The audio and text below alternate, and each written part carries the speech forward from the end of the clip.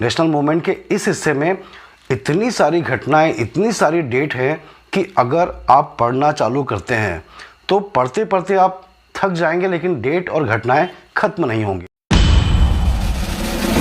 नमस्कार, मैं अशोक पटवा और आपके सामने मैं पार्ट 6 मॉडर्न हिस्ट्री, कहने का मतलब नेशनल मूवमेंट को लेकर आया हूं। और जैसा कि आप पार्ट 5 में देख चुके होंगे कि 1909 तक की सारे के सारे इम्पॉर्टेंट डेट्स और घटनाएं हो चुकी हैं। तो पार्ट 6 में मैं आपको 1909 के बाद की सारी इम्पॉर्टेंट डेट और सारी की सारी इम्पॉर्टेंट घटनाएं मैं आपको क्रम से, सीक्वेंस से बताऊंगा। आपको मालूम ही होगा कि इस हिस्से में, नेशनल मूवमेंट के इस हिस्से में इतनी सारी घटनाएं, इतनी सारी डेट है कि अगर आप पढ़ना चालू करते हैं तो पढ़ते पढ़ते आप थक जाएंगे, लेकिन डेट और घटनाएं खत्म नहीं होंगी। और उससे भी बड़ी बात यह है कि सभी एग्जाम्स में इस हिस्से से, 1909 के बाद के हिस्से से सबसे ज़्यादा प्रश्न पूछे जाते हैं।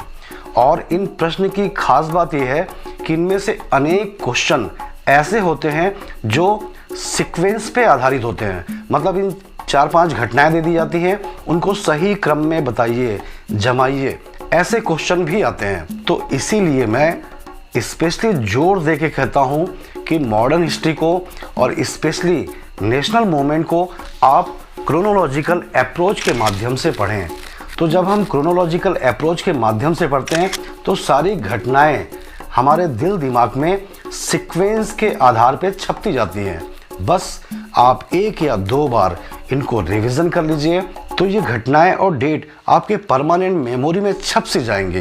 तो आज हम पार्ट 6 की शुरुआत करेंगे 1910। 1909 तक पहले हो चुका है, तो 1910 से जो घटनाएं घट रही हैं, हम देखते हैं। पहली घटना है कि ब्रिटेन में चेंज हुआ। वहाँ के महाराजा एडवर्ड 7वें भी कर सकते हैं, उनका निधन हो गया। और उनके निधन के बाद ब्रिटेन के अगले महाराजा बने जॉर्ज पंचम 5th, अगले महाराजा बने। और इसी प्रकार हम देखें भारत में भी चेंज हुआ कि भारत में वायसराय मिंटो वापस चले गए और उनके बदले में नए वायसराय के रूप में हार्डिंग द्वितीय वायसराय बन के भारत में आए। और एक चेंज हम देखें कि अरविंद घोष, नाम सुना होगा आपने इनका, लाल बाल पाल और अरविंद घोष, मतलब 1905 का जो बंगाल विभाजन के विरोध में स्वदेशी आंदोलन या बायकाट मूवमेंट हुआ था, उसमें प्रमुख हीरो में से एक थे। 1910 में इन्होंने क्या किया, अरविंद घोष ने सक्रिय राजनीति से संन्यास ले लिया और पौंडीचेरी चले गए और ओरी विले में आश्रम बनाकर अपना जीवन यापन करने लगे। इनकी बुक का नाम कई बार पूछा गया है, लाइफ डिवाइन के राइटर कौन? तो याद रखिएगा अरविंद घोष। और इनका आश्रम कहाँ पर? पौंडीचेरी, ओरी विले। ठीक है, तो ये 1910 की घटनाएं थी। 1911 में हम देखें घटना दिल्ली दरबार का आयोजन। याद रखिएगा ब्रिटिश भारत में सिर्फ 3 बार दिल्ली दरबार का आयोजन हुआ है। पहली बार कब?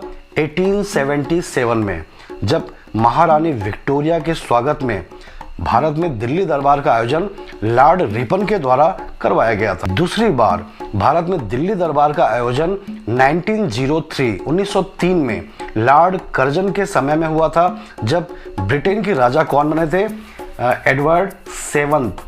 एडवर्ड 7वें जब ब्रिटेन के राजा बने तो 1903 में भारत में कर्जन के समय में दिल्ली दरबार आयोजित हुआ।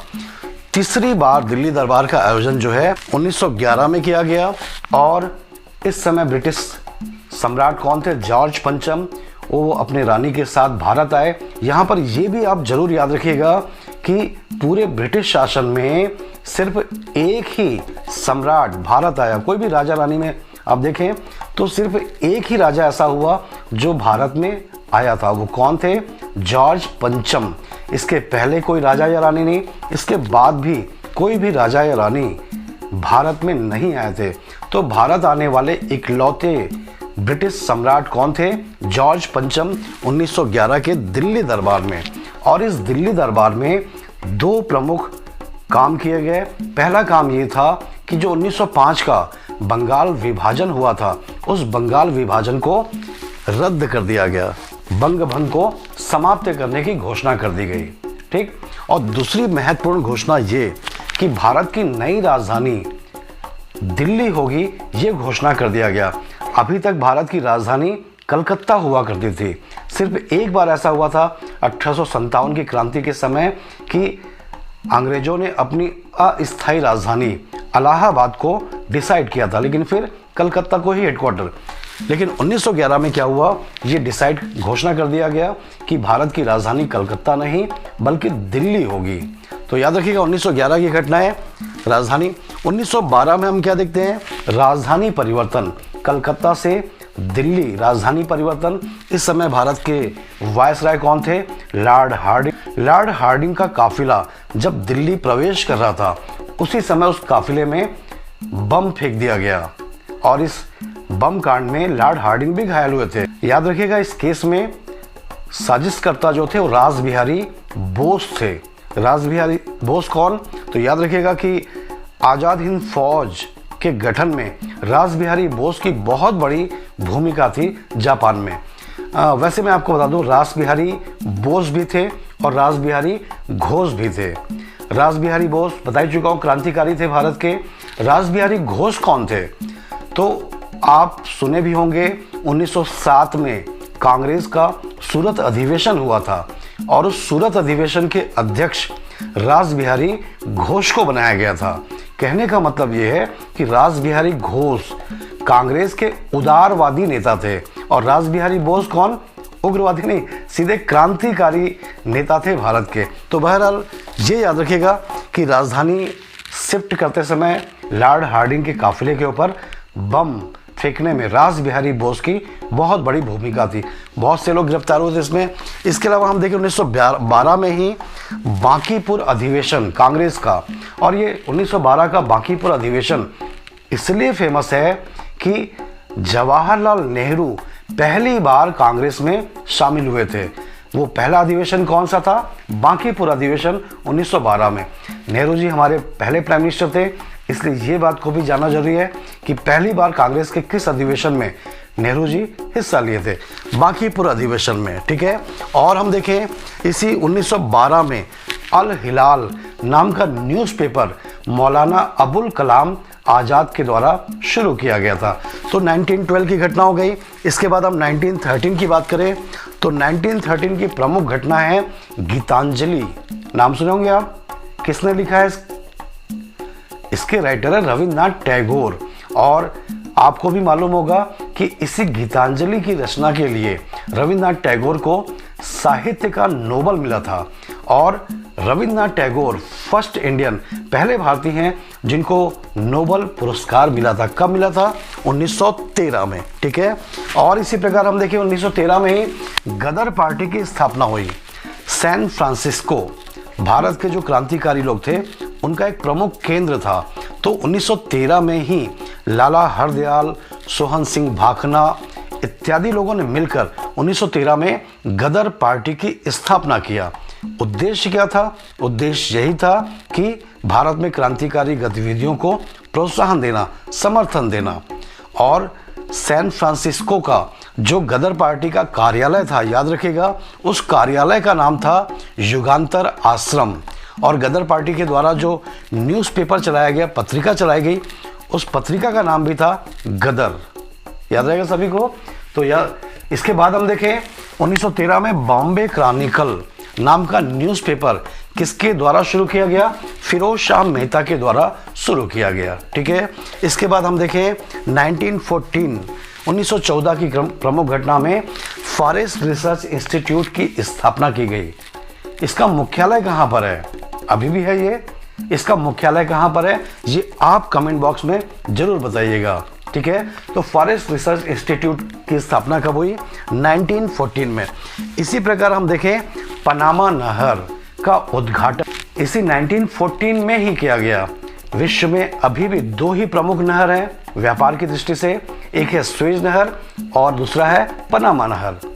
सुएज नहर का मैं आपको बता चुका हूँ उद्घाटन कब हुआ था, और पनामा नहर का 1914। सुएज नहर का उद्घाटन कब हुआ, अगर आप जानते हैं तो कमेंट बॉक्स में ज़रूर बताइएगा। ठीक है, तो पनामा नहर के बाद हम देखें 1914 की एक और प्रमुख घटना, कामागाटा मारू घटना। ये कामागाटा मारू घटना क्या है? तो ये कामागाटा मारू जो है वो एक समुद्री जहाज का नाम है, जापानी जहाज, और इसको किराए पर लिया था एक भारतीय बाबा गुरुदत्त के द्वारा, गुरुदत्त सिंह के द्वारा। क्यों लिया गया था? क्योंकि इस समय कनाडा में भारतीयों के प्रवेश पर प्रतिबंध लगा दिया गया। तो बहुत सारे भारतीय जो कनाडा में बसना चाहते थे, उन लोगों ने क्या किया, कामागाटा मारू नाम के जहाज को किराए पर लिया। जापानी जहाज था, तो उनको लगा कि कनाडा की सरकार जो है समझ नहीं पाएगी कि भारतीय हैं, जहाज में बैठ के अपना निकल जाएंगे। लेकिन वहाँ की सरकार को पता चल गया, वहाँ की सरकार ने इनको वापस कर दिया। और जब ये जहाज भरा हुआ, इंडियंस लोगों से भरा हुआ, कलकत्ता के बजबज बंदरगाह पे उतरा, तो पुलिस और इन यात्रियों के बीच में भयंकर मुठभेड़ हुई, सैकड़ों लोग घायल हुए थे। तो आप याद रखिएगा, कामागाटा मारू घटना कब घटी थी? 1914 में। और कामागाटा मारू कहाँ का जहाज था? जापान का जहाज था। और इस जहाज को किराए पर लेने वाले व्यक्ति का नाम क्या था? बाबा गुरुदत्त सिंह। ठीक है, इसी प्रकार हम देखें 1914 में ही पहला विश्व युद्ध चालू हो गया, फर्स्ट वर्ल्ड वार स्टार्ट हो गया। हमको मालूम है कि ऑस्ट्रिया का राजकुमार फर्डिनेंड, इसकी हत्या हो गई, और जैसे इसकी हत्या हुई वैसे ही ऑस्ट्रिया और सर्बिया में युद्ध शुरू हो गया। और ऑस्ट्रिया और सर्बिया देशों का जो युद्ध है, यही पहले विश्व युद्ध के रूप में कन्वर्ट हो गया। तो 1914 में ही फर्स्ट वर्ल्ड वार शुरू हुआ। 1915 की बात करें तो 1915 में गांधी जी भारत आए थे, दक्षिण अफ्रीका में गए थे। वहाँ से 1915 में कौन सी तारीख हुआ है? 9 जनवरी। और इस 9 जनवरी मतलब गांधी जी का भारत आगमन हुआ। इस दिन को पूरे भारत में अभी भी राष्ट्रीय प्रवासी दिवस NRI डे के रूप में हर साल मनाया जाता है। तो आप याद रखिएगा, गांधी जी भारत कब लौटे? 9 जनवरी 1915। इसी प्रकार हम 1916 की घटना देखें तो लखनऊ अधिवेशन कांग्रेस का बहुत ही महत्वपूर्ण अधिवेशन। इस अधिवेशन की अध्यक्षता किसने किया? अंबिका चरण मजूमदार।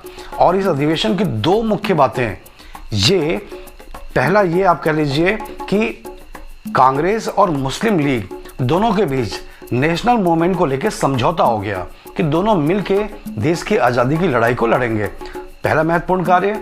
और दूसरा महत्वपूर्ण कार्य ये हुआ कि इसी लखनऊ अधिवेशन में कांग्रेस के जो गरम दल के नेता थे, जिनको 1907 में कांग्रेस से बाहर कर दिया गया था, लाल वाल पाल वगैरह वगैरह, इन सब की कांग्रेस में फिर से वापसी हो गई। कौन से अधिवेशन में? 1916 लखनऊ अधिवेशन में। और यहाँ पर यह भी याद रखिएगा कि गरम दल के इन नेताओं की कांग्रेस में वापसी कराने में किसकी सबसे बड़ी भूमिका थी? Miss Annie Besant. Miss Annie Besant के प्रयासों से ही गरम दल के नेताओं को कांग्रेस में वापस लेना स्वीकार कर लिया गया। तो लखनऊ अधिवेशन, ये 2 मुख्य बातों को आप जरूर याद रखिएगा, 1916 में हुआ था। इसके बाद हम 1916 में ही देखें तो और प्रमुख कार्य क्या हुआ? होम रूल आंदोलन चलाया गया। आप तो सुने होंगे, स्वराज मेरा जन्मसिद्ध अधिकार है, इसे मैं लेकर रहूंगा। ये नारा किसने दिया? तिलक जी ने दिया। कौन से आंदोलन के दौरान दिया? होम रूल आंदोलन। यहां पर आप जरूर याद रखिएगा कि होम रूल आंदोलन का कॉन्सेप्ट भारत में कैसे आया। तो ये होम रूल आंदोलन इस समय पर आयरलैंड में चल रहा था, और आयरलैंड इस समय ब्रिटेन के अधीन था। तो हमको मालूम है कि मिस एनी बेसेंट आयरलैंड की ही रहने वाली थी, तो उनको अपने देश के इस आंदोलन से प्रेरणा मिली, और ये कॉन्सेप्ट मिस एनी बेसेंट के द्वारा भारत में लाया गया। लेकिन यहाँ पर यह भी याद रखिएगा कि होम रूल लीग का गठन तिलक जी ने पहले किया और मिस एनी बेसेंट ने बाद में किया। तिलक जी का होम रूल लीग अप्रैल 1916 में गठित किया गया, जबकि मिस एनी बेसेंट का होम रूल लीग सितंबर 1916 में गठित किया गया। और यहाँ पर यह भी याद रखिएगा कि तिलक जी के होम रूल लीग का हेडक्वार्टर बेलगांव था, और मिस एनी बेसेंट के होम रूल लीग का हेडक्वार्टर आड्यार थियोसॉफिकल सोसाइटी का मुख्यालय आड्यार था। दोनों के द्वारा अलग अलग होम रूल आंदोलन चलाया गया एक ही समय में।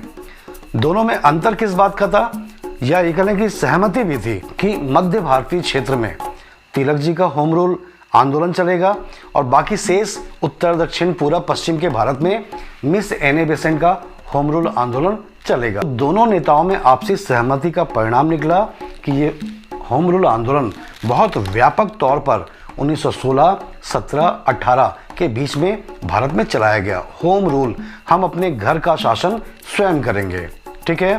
तो याद रखिएगा 1916 में एक प्रमुख घटना घटी, BHU की स्थापना हुई। बनारस हिंदू यूनिवर्सिटी के संस्थापक कौन थे, मदन मोहन मालवीय की स्थापना कब हुई थी, 1916 में। और उससे भी महत्वपूर्ण घटना ये कि भारत में पहली बार एक महिला विश्वविद्यालय वुमेन्स यूनिवर्सिटी की स्थापना कहाँ पर हुई, पुणे में की गई 1916 में ही। और 1916 में ही गांधी जी तो भारत आ चुके थे, उन्होंने अपना आश्रम साबरमती नदी के किनारे पर स्थापित किया, इसलिए इस आश्रम को नाम दे दिया गया साबरमती आश्रम। आगे चलकर इस आश्रम को सत्याग्रह आश्रम भी कहा गया। तो ये सारी घटनाएं कब की हैं, 1916। 1916 में हम क्या देखते हैं कि भारत में वायसराय चेंज हुए और नए वायसराय के रूप में चैम्सफोर्ड का भारत आगमन हुआ, ठीक है। हम देखें 1917 की घटनाएं, तो 1917 में हम देखते हैं कि कांग्रेस और मुस्लिम लीग दोनों का संयुक्त अधिवेशन बुलाया गया। कहां पर, बॉम्बे में। दोनों का संयुक्त रूप से अधिवेशन हुआ कि दोनों मिलकर आज़ादी की लड़ाई को लड़ेंगे। लेकिन अगर हम कांग्रेस के वार्षिक अधिवेशन की बात करें तो ये वार्षिक अधिवेशन जो है वो कलकत्ता में हुआ था, ठीक है। और 1917 के कांग्रेस अधिवेशन, कलकत्ता अधिवेशन की अध्यक्षा किसको बनाया गया, तो याद रखिएगा मिस एनी बेसेंट को बनाया गया। और मालूम ही होगा, आप जानते भी होंगे कि पहली महिला जो कांग्रेस की अध्यक्षा बनी, कौन, तो मिस एनी बेसेंट थी, पहली महिला, ठीक है।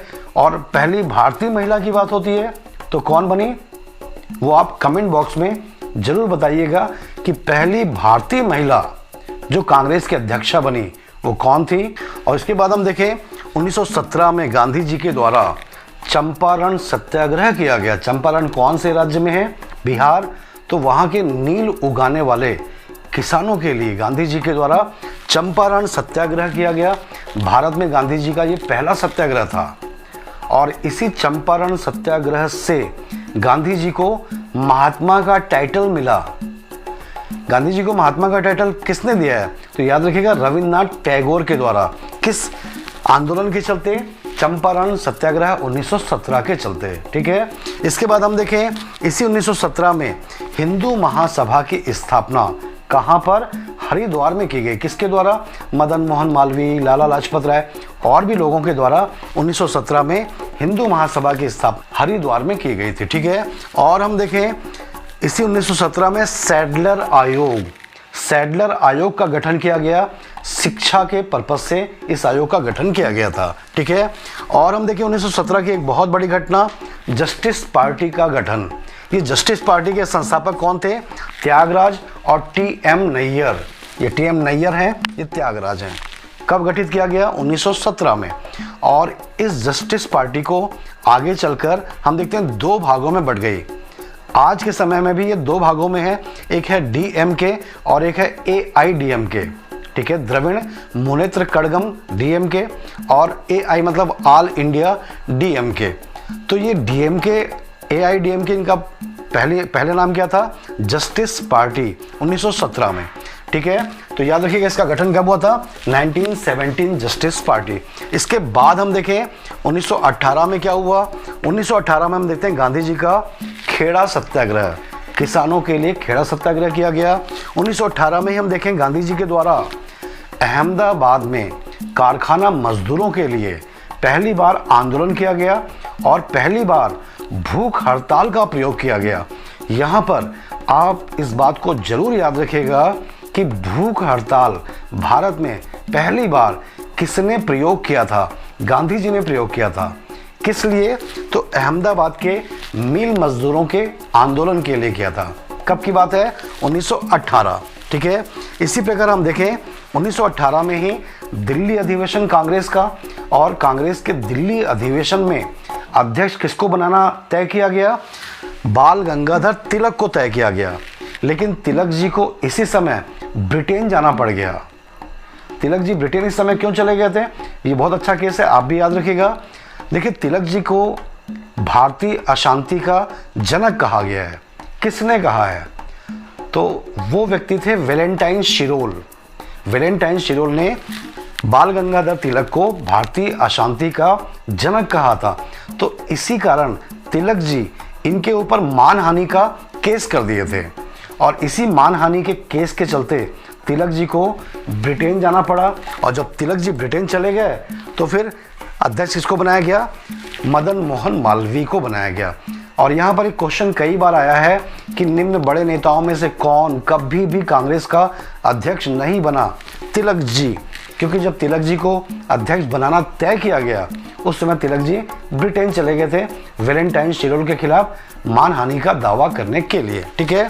और हम देखें 1918 में मद्रास मजदूर संघ का गठन किया गया। इसके संस्थापक थे वीपी वाडिया। लिखा भी नाम वीपी वाडिया। और मद्रास मजदूर सभा की खास बात क्या है? ये पहला आधुनिक लेबर यूनियन था भारत का, आधुनिक मजदूर संगठन था भारत का। वीपी वाडिया के द्वारा गठित किया गया था। देखिए, वैसे पूछा जाए कि भारत का पहला लेबर यूनियन कौन सा था, तो मैं पिछले वाले भाग में बताया था बॉम्बे हैंड्स एसोसिएशन लोखंडे के द्वारा बनाया गया था। वो भारत का पहला लेबर यूनियन था। लेकिन आधुनिक लेबर यूनियन की बात करें तो पहला आधुनिक लेबर यूनियन कौन सा था? मद्रास मजदूर सभा वीपी वाडिया के द्वारा बनाया गया। याद रहेगा सभी को। इसी 1918 में ऑल इंडिया मॉडरेट कॉन्फ्रेंस की स्थापना की गई। किसके द्वारा? सुरेंद्रनाथ बनर्जी के द्वारा। कहाँ पर? बॉम्बे में। मतलब कांग्रेस एक राष्ट्रीय पार्टी के रूप में स्थापित हो चुकी थी, तो कांग्रेस के अल्टरनेटिव के रूप में सुरेंद्रनाथ बनर्जी के द्वारा इसकी स्थापना की गई थी। लेकिन ये ज़्यादा सक्सेस नहीं हो पाया। इसके बाद हम देखें एक बहुत बड़ी घटना ब्रिटिश सेना में।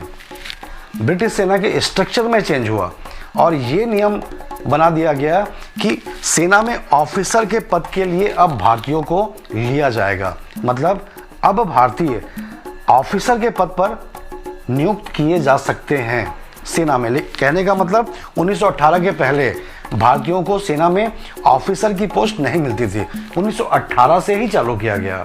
ठीक है। और हम देखें 1919 के में क्या हुआ, तो रॉलेट एक्ट भारत में लागू किया गया। सिडनी रॉलेट की अध्यक्षता में एक कमेटी बनाई गई और इस कमेटी में क्या हुआ, कानून बना। उस कानून को नाम दिया गया रॉलेट कानून। कौन सी तारीख को ये देश में लागू हुआ? 8 मार्च। रॉलेट कानून का उद्देश्य क्या था? देखिए, हमको मालूम है कि ये वो समय है 1919 वगैरह 1918 कि जिस समय विश्व युद्ध चल रहा है। और विश्व युद्ध किसके किसके बीच में? ब्रिटेन और जर्मनी के बीच में। तो ब्रिटेन विश्व युद्ध में बिजी होने के कारण भारत में ज़्यादा ध्यान नहीं दे पाएगा। यही सोचकर भारत के जो क्रांतिकारी थे वो बहुत ज़्यादा एक्टिव हो गए, और इतने ज़्यादा एक्टिव हो गए कि क्रांतिकारी गतिविधियों को रोकने में सामान्य कानून असर ही नहीं हो रहा था, बेअसर थे। तो क्रांतिकारी गतिविधियों को रोकने के लिए एक विशेष कानून के रूप में रॉलेट कानून लाया गया। रॉलेट कानून को भारत में हर जगह विरोध किया गया, काला कानून कह के विरोध किया गया। और इसके बारे में एक नारा चला था, नो अपील, नो वकील, नो दलील। मतलब विशेष कानून था, किसी को भी गिरफ्तार किया जा सकता था। तो रॉलेट कानून कब लागू हुआ? याद रखिएगा डेट, 8 मार्च 1919। और इसी कानून के विरोध में पंजाब में व्यापक आंदोलन हुआ और इन आंदोलन के चलते पंजाब के 2 नेताओं को गिरफ्तार कर लिया गया। पंजाब के 2 नेता कौन थे? डॉक्टर सैफुद्दीन किचलू और दूसरा डॉक्टर सत्यपाल। और जब सैफुद्दीन किचलू और सत्यपाल दोनों को गिरफ्तार कर लिया गया तो इन दोनों की गिरफ्तारी के विरोध में एक आम सभा का आयोजन 13 अप्रैल 1919 के दिन कहाँ किया गया? जालियांवाला बाग में किया गया। याद रखिएगा, जालियांवाला बाग में जो आम सभा चल रही थी वो क्यों चल रही थी? आखिर ये सभा क्यों बुलाई गई? तो दो नेताओं की गिरफ्तारी का विरोध करने के लिए। वो दो नेता कौन थे? डॉक्टर सैफुद्दीन किचलू और डॉक्टर सत्यपाल। इनको गिरफ्तारी से रिहा किया जाए की मांग लेकर आम सभा का आयोजन जालियांवाला बाग में हो रहा था। और जैसा कि आप जानते हैं 13 अप्रैल 1919 बैसाखी त्यौहार भी होता है। इसी दिन भयंकर कांड हुआ, हजारों लोग मारे गए इस जालियांवाला बाग हत्याकांड में। कब की घटना है? 13 अप्रैल 1919। इसी 1919 में क्या हुआ? खिलाफत का प्रश्न आ गया। ये खिलाफत का प्रश्न क्या है? फर्स्ट वर्ल्ड वार समाप्त हो चुका था और जर्मनी हार मान चुका था। जर्मनी के ऊपर अपमानजनक वारसाई की संधि लाद दी गई।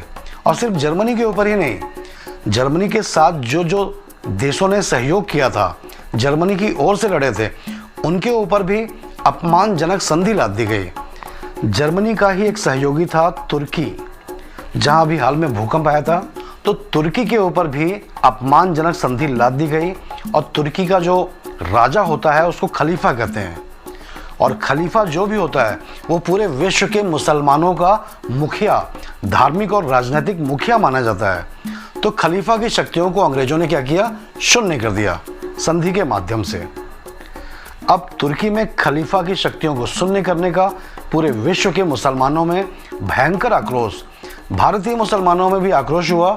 और इसी आक्रोश का परिणाम था खिलाफत आंदोलन। मतलब तुर्की के खलीफा की शक्ति को पुनर्स्थापित करने के लिए भारत में जो आंदोलन चलाया गया वो आंदोलन कहलाया खिलाफत आंदोलन। तो याद रखिएगा 1919 में अखिल भारतीय खिलाफत कमेटी का गठन किया गया। कहाँ पर? दिल्ली में। और इस अखिल भारतीय खिलाफत कमेटी का अध्यक्ष गांधी जी को बनाया गया। और इसी कमेटी के द्वारा भारत में खिलाफत आंदोलन चलाने का निश्चय किया गया। तो आप याद रखिएगा 1919 खिलाफत का प्रश्न। ठीक है। 1919 में हम देखते हैं कि अखिल भारतीय महिला सम्मेलन का आयोजन दिल्ली में किया गया। और इस अखिल भारतीय महिला सम्मेलन की अध्यक्षा किसको बनाया गया था? मिस एनी बेसेंट के नेतृत्व में सम्मेलन हुआ था। याद रहेगा सभी को। और हम देखिए 1919 में भारत सरकार अधिनियम 1919 लाया गया। बहुत ही महत्वपूर्ण अधिनियम है ये, इसलिए क्योंकि इसी अधिनियम से 3 बातों को आप जरूर याद रखिएगा जो एग्जाम में पूछता है। प्रांतों में द्वैध शासन डायरची लागू किया गया, अंग्रेजी में डायरची कहते हैं। और दूसरा, भारत में डायरेक्ट इलेक्शन चालू हुआ, प्रत्यक्ष निर्वाचन प्रणाली की शुरुआत हुई। और तीसरा सबसे महत्वपूर्ण ये जो जरूर एग्जाम में पूछेगा कि महिलाओं को वोट डालने का अधिकार इसी 1919 के अधिनियम से दिया गया। तो 3 बातों को आप जरूर याद रखिएगा। भारत सरकार अधिनियम 1919। ठीक है।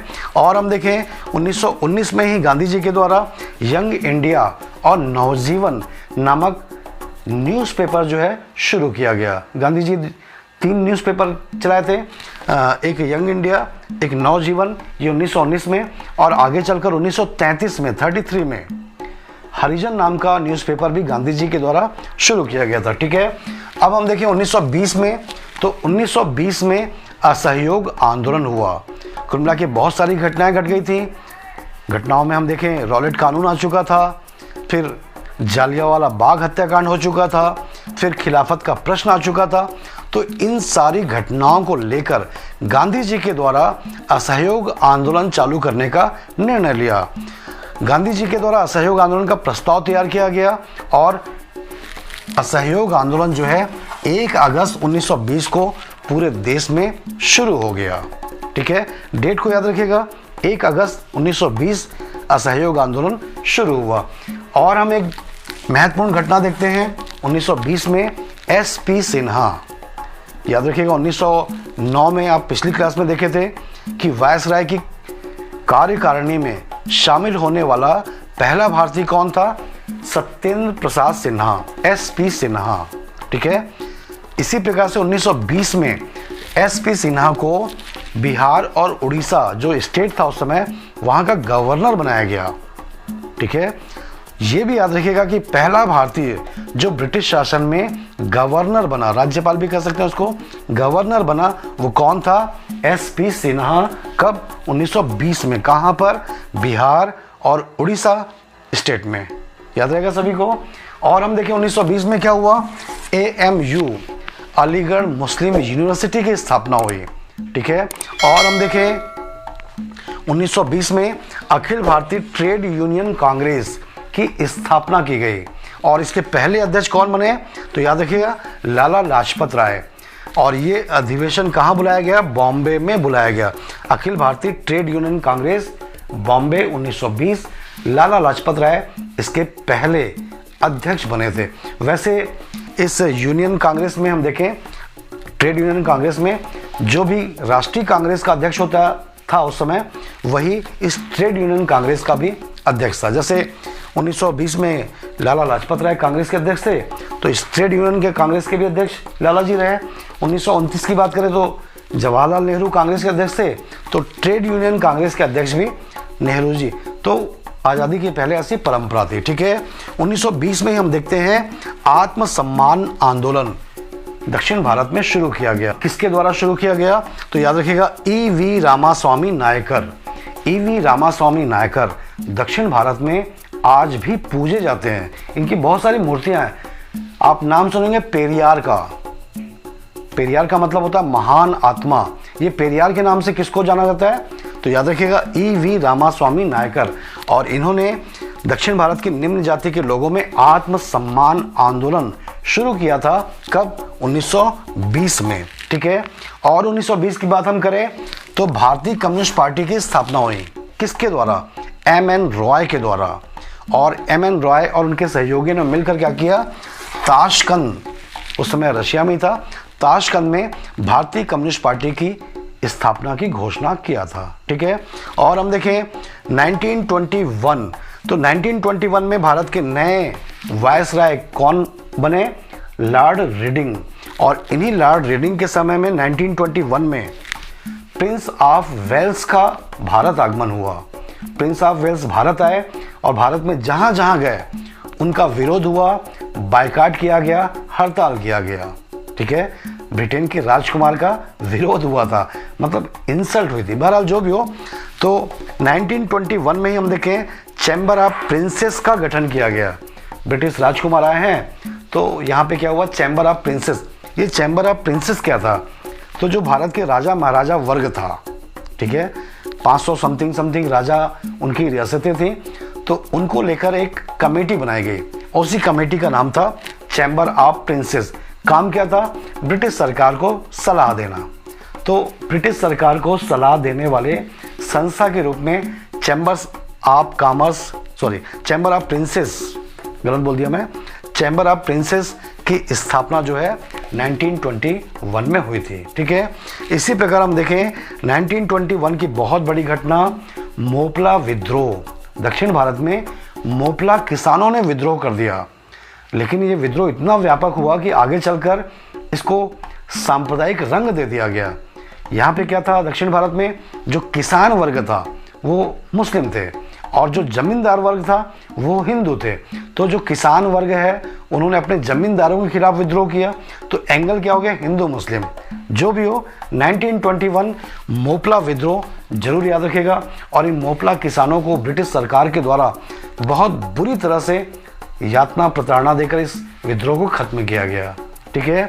इसके बाद हम देखें 1921 में ही गुरुद्वारा सुधार आंदोलन चालू किया गया। ये गुरुद्वारा सुधार आंदोलन, एक्चुअल में गुरुद्वारा भी इस समय तक भ्रष्ट महंतों के चंगुल में फंस गया था। तो इसी चंगुल से मुक्ति के लिए सिखों ने क्या किया? आंदोलन किया।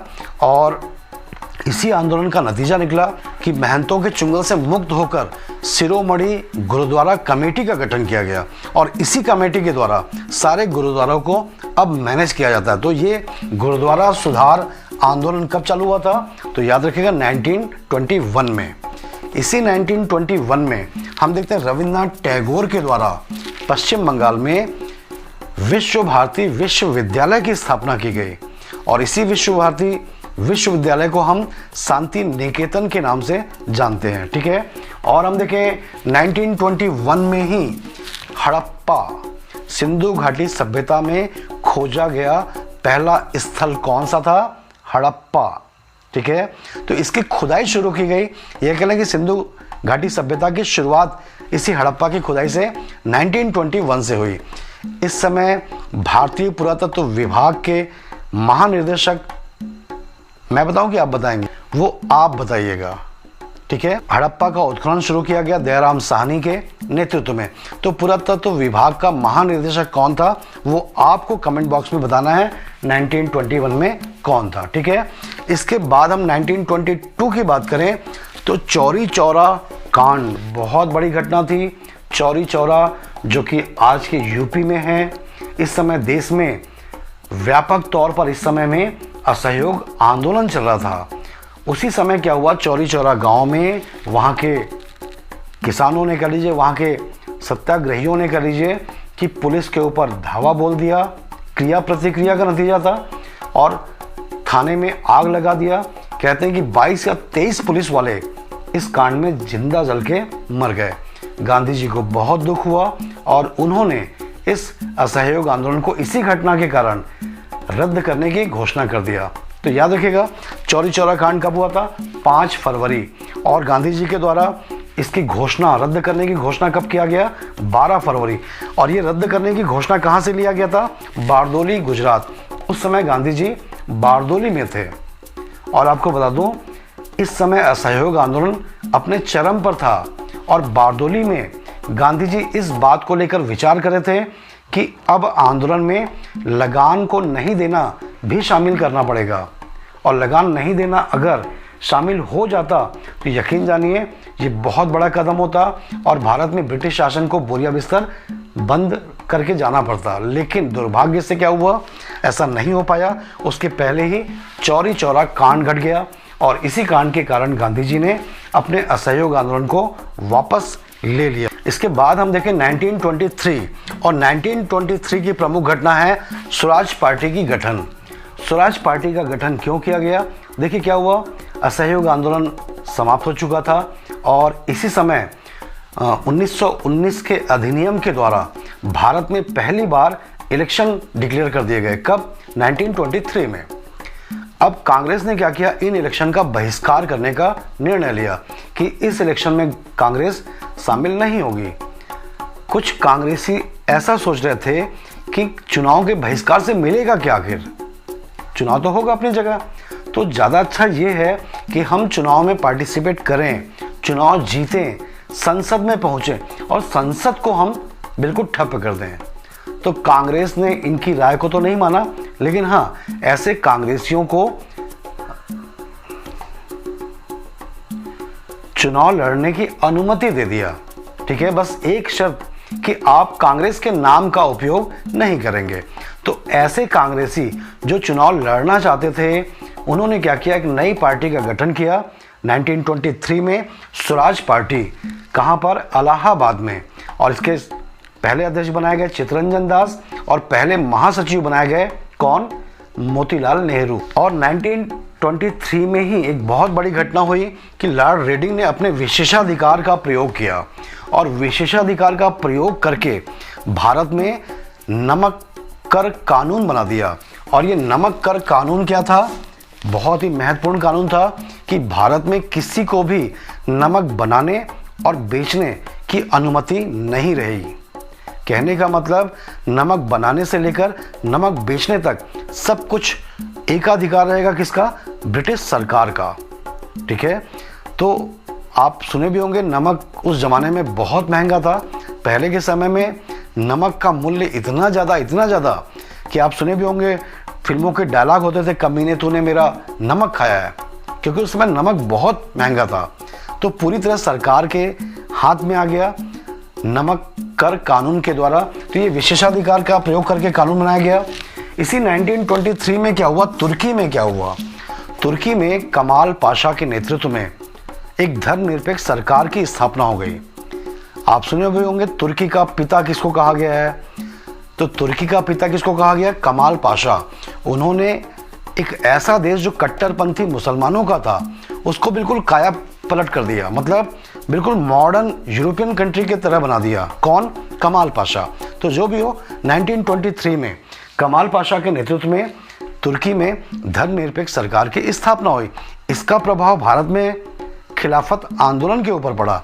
खिलाफत आंदोलन का उद्देश्य क्या था? तुर्की में खलीफा की शक्तियों को पुनर्स्थापित करना। अब वहाँ पे खलीफा नाम की चीज़ रही ही नहीं, बल्कि वहाँ कमाल पाशा की सरकार आ गई। तो भारत में जो खिलाफत आंदोलन था वो अपने आप करके समाप्त हो गया।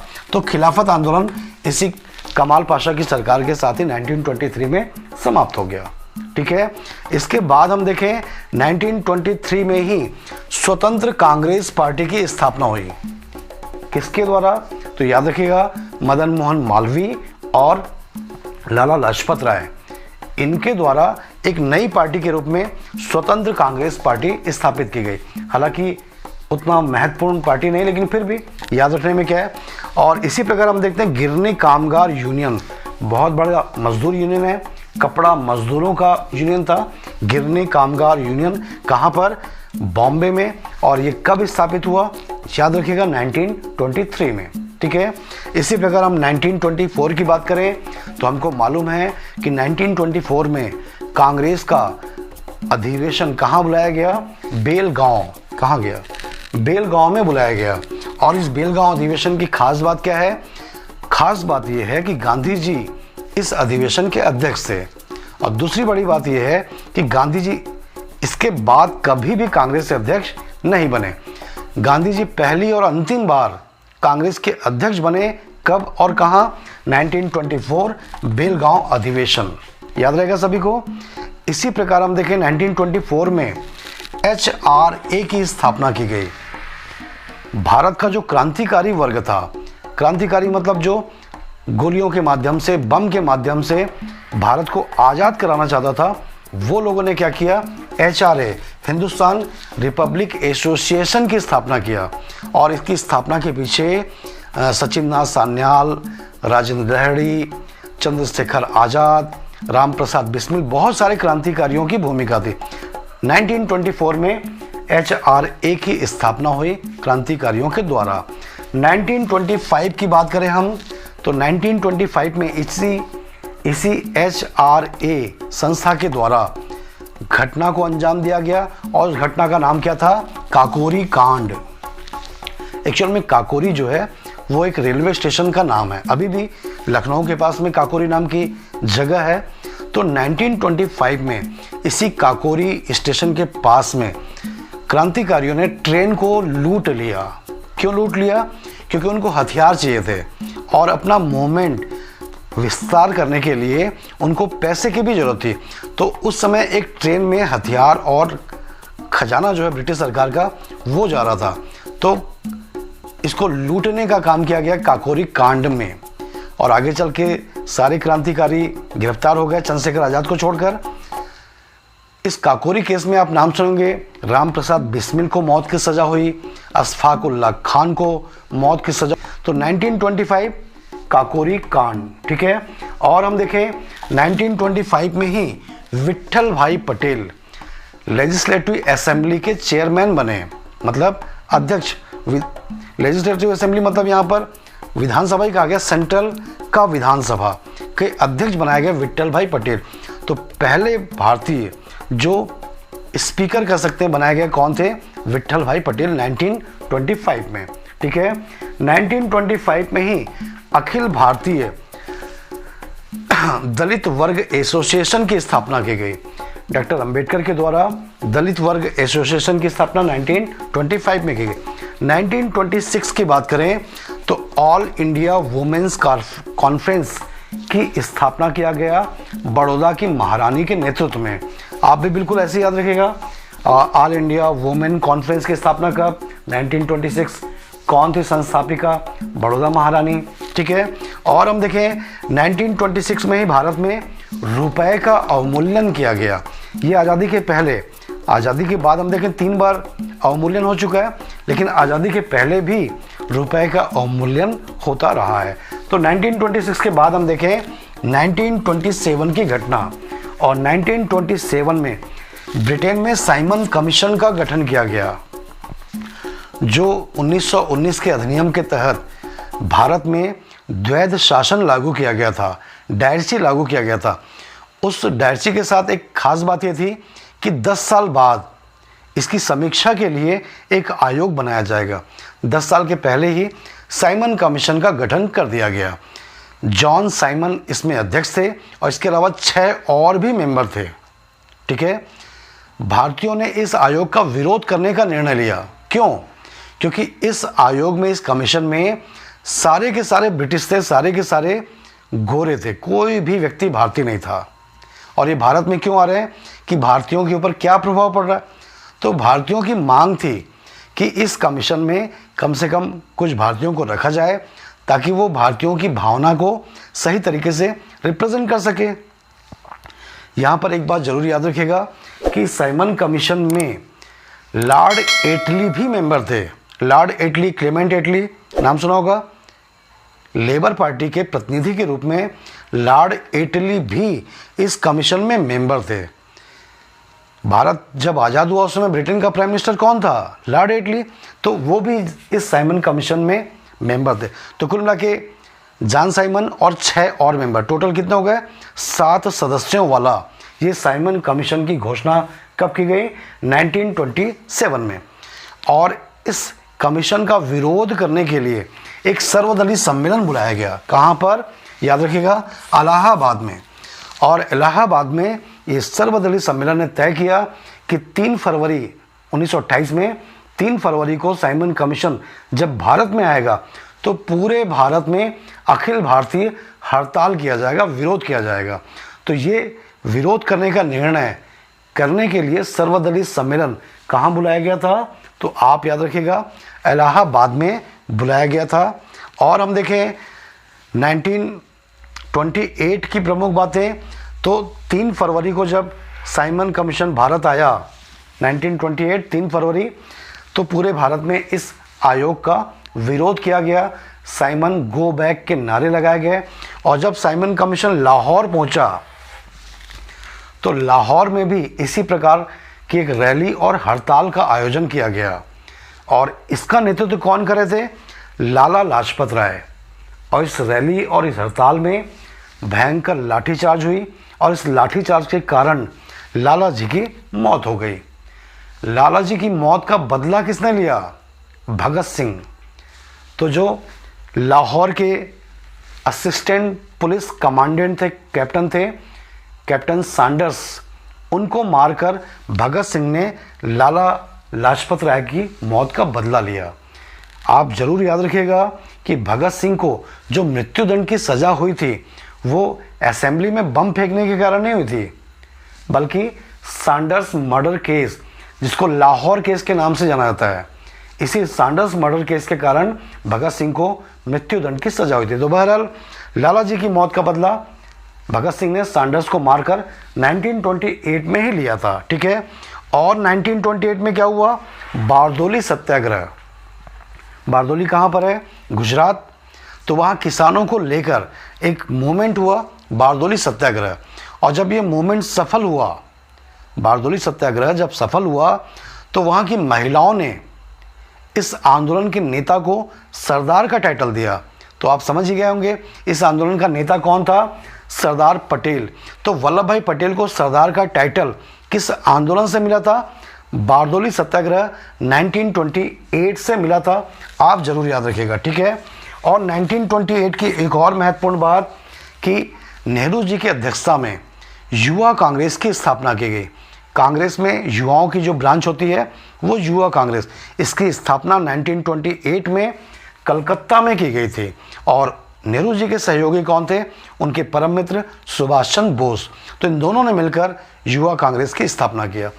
1929 की बात करें हम, तो 1929 में भगत सिंह के द्वारा असेंबली में बम फेंक दिया गया। उस समय असेंबली में ब्रिटिश सरकार के द्वारा 2 कानून बनाने के लिए बिल लाए जा रहे थे। और ये 2 बिल कौन से थे? एक था पब्लिक सेफ्टी बिल और एक था trade dispute bill. Public safety bill, trade dispute bill दोनों भारतीयों के लिए सही नहीं थे, ऐसा क्रांतिकारियों का मानना था। तो इस बिल के विरोध में विरोध कैसे करें, सामान्य विरोध करें कोई फ़र्क नहीं पड़ेगा। तो भगत सिंह ने क्या किया, असेंबली में बम फेंकने का निर्णय लिया। वो चाहते तो असेंबली में ऐसी जगह बम फेंक सकते थे जहाँ बहुत से लोग मारे जाएं, लेकिन नहीं, उन्होंने ऐसी जगह बम फेंका जहाँ कोई व्यक्ति नहीं था, क्योंकि उनका उद्देश्य किसी की हत्या करना नहीं था बल्कि विरोध दर्ज करना था। तो बम फेंके और इसी बम के कारण गिरफ्तारी दिए और आगे चलकर ये पता चला कि इन्होंने सैंडर्स का मर्डर किया है, तो फिर इनके ऊपर मर्डर केस का मुकदमा चला। बहरहाल असेंबली बम केस कब की बात है, 1929। और इसी प्रकार हम देखें इंडियन ट्रेड यूनियन फेडरेशन की स्थापना हुई।